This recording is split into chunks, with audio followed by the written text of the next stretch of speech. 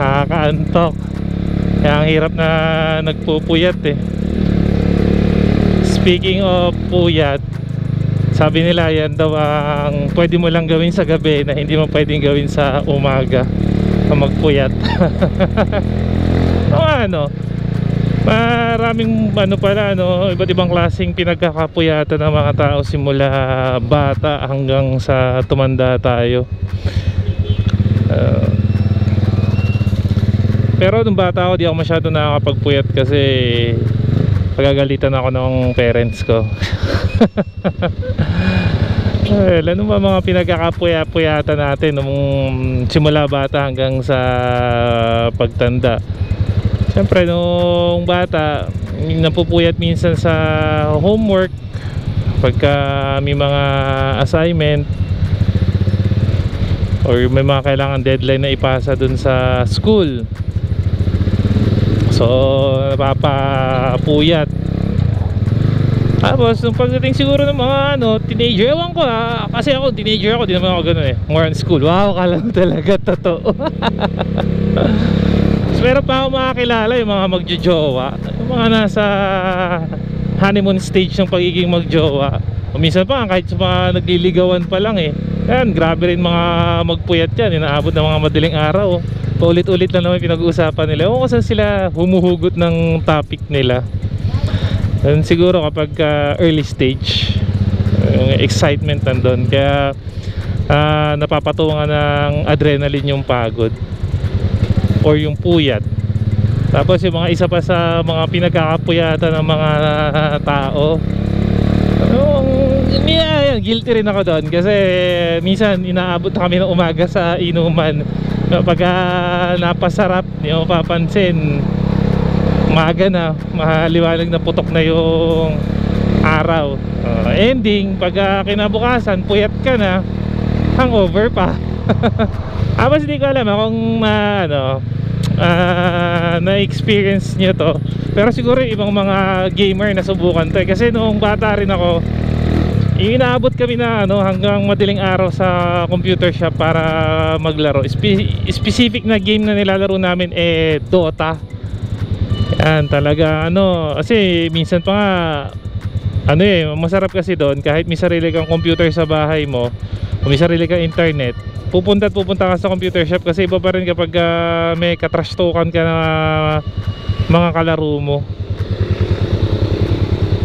Kaya yun, magulat ka na lang minsan, sinusundo ka na lang ng nanay mo. Ako minsan kasi sinusundo rin ako dati sa computer shop eh, kasi anong oras na nasa shop pa rin. Tapos yung minsan kapag uma-attend sa mga patay, kasi lalo na huling lamay, puyatan din yan. Tapos yung minsan mga nagiinuman, tapos nandun sa sugalan.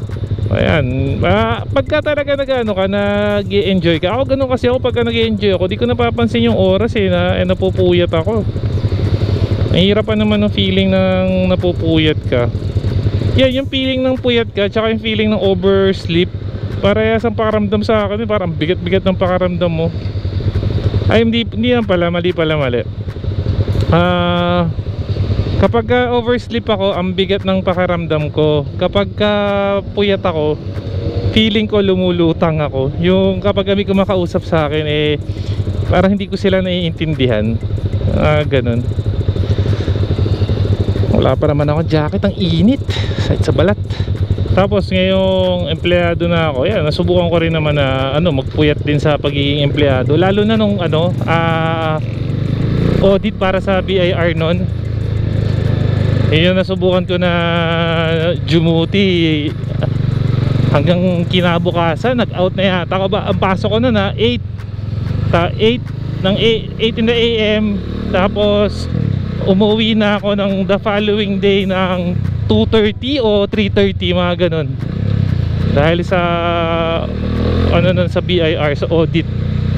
Tapos yung mga maglo-long ride, yan, yung mga bibiyahe ka na malalayo na sa probinsya, minsan kahit hindi ka naman driver, kahit passenger ka lang, mapupuyat ka rin kasi hindi ka makakatulog, lalo na kapag nakamotor. Speaking nga rin pala ng long ride, good luck nga pala dun sa dalawang kaibigan ko, si Rem at saka si Dayor. Kasi silang dalawa sumali sa endurance, yung Rizal Endurance. So good luck sa kanila. Babaybayin nila yung kabundukan ng Rizal. It's 1,200 kilometers. Ewan ko kung sa 24 hours dapat nila makuha na maikot yon. Pero good luck. Kaya nga lang sabi ni paring Dayor, first time nila. First time, be prepare. Tapos hindi naman kailangan mag racing. Ang kailangan matapos nila yung endurance na safe at walang nangyari sa kanila. Good luck sa inyong dalawa, pre. Galingan nyo ni paring Rem.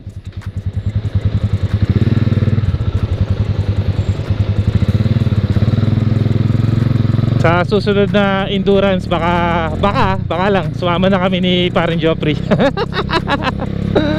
Ay nako. Pero isa sa mga believe din ako na mga nagpupuyat is yung mga magulang na merong infant or yung mga bagong panganak na baby. Kasi grabe, iba yung sleeping pattern ng mga baby na yun. Tapos syempre sila, kailangan din nilang sumabay dun sa sleeping pattern, tsaka kailangan nilang bantayan yung mga anak nila.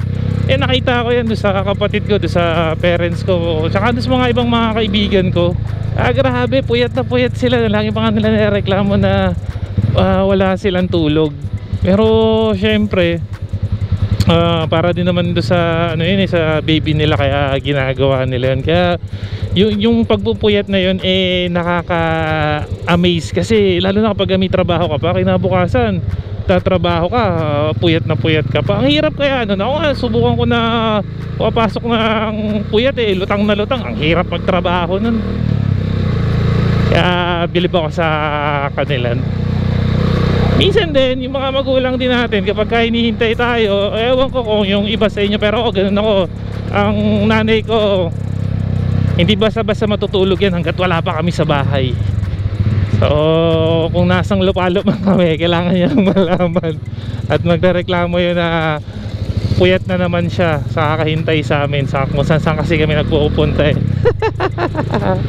Meron nga rin puyat na nanggagaling dahil sa excitement. Alam ko kasi dati nung bata ako, ganun ako kapag kunyari magsa-swimming o kaya may pupuntahan, hindi ka na makatulog sa sobrang excitement. Ang ending, pagka kinabukasan aalis na, pagod na pagod ka kasi puyat na puyat ka, gusto mo nang matulog. Kaya pagdating sa biyahe, wala tulog. Well, alam naman natin na masamang magpuyat, pero minsan kasi hindi natin maiwasan dahil sa lifestyle. Minsan sa ay nako, hirap pag ganyan na kailangan talaga defensive driving, bigla-bigla silang dadaan. Ay, sabi nga na hindi naman natin maiiwasan, pero kung part na rin ng pang-araw-araw na ginagawa natin yan, so mas maganda sabayan na lang natin ng vitamins. Kasi ang hirap kaya kapag lagi kang puyat, nakakababa ng immunity daw yun Siyempre pagka bumaba immunity mo, magiging suffocating ka yan. Yung makatulog ka ng at least 8 hours, ang laking bagay nun. Ang sarap sa pakiramdam, lalo na kapag empleyado ka, hanap-hanapin yung tulog. Ako hindi naman ako nahilig sa K-drama, pero nanonood ako, pero hindi ko siya pinagkakapuyatan. Ang pinagkakapuyatan ko pagka nag-enjoy ako, pinapanood ko madalas kasi anime. Pero meron akong kilala matindi, inintroduce ko sa kanya yung yung kung familiar kayo sa Prison Break, pandemic days yun nung inintroduce ko sa kanya. Yun talaga matinding puyatan na ginawa niya sa panonood, as in halos hindi na siya natutulog nanonood ng Prison Break.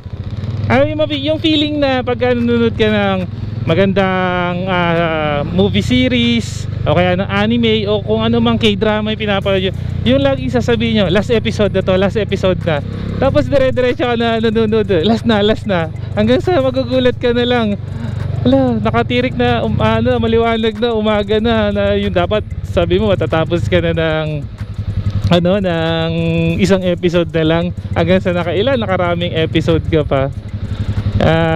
Yun, ito talaga mas madalas kang mapupuyat kapag nag-e-enjoy ka sa ginagawa. Minsan kahit nga lang bago ka matulog, nagpo-phone ka lang. Mapupuyat ka rin nun. Kaya ako pinipilit ko na makatulog ng at least before 10 PM dapat tulog na ako para makarecover din yung katawan natin. Kaya pag bitawan mo na yung cellphone o tama na yung gadget, kasi minsan mas nalilibang ka talaga, mas hindi ka makakatulog. Kaya kayong mga bata matulog ng maaga at huwag magpupuyat para mabilis pa kayong lumaki at tumangkad tulad ko. So siguro hanggang dito na lang. Peace and signing out. Ciao!